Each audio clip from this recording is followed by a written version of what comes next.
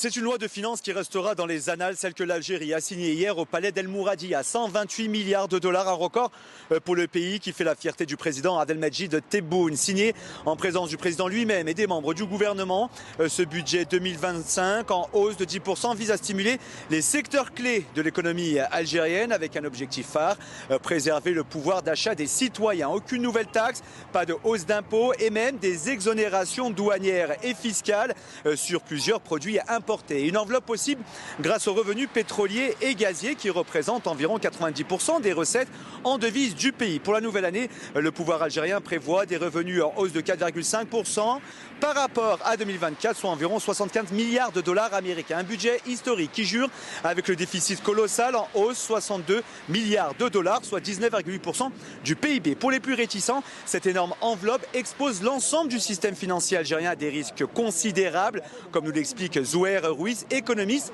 et vice-président du parti Gil Jadid. Écoutez-le. Nous sommes devant une situation budgétaire pour 2025 qui risque d'être difficile compte tenu de ce déficit.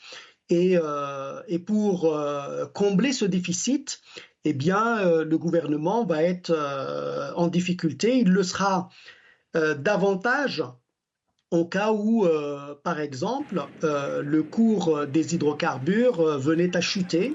Et comme vous le savez, l'Algérie dépend encore entièrement ou quasi entièrement des revenus tirés des hydrocarbures.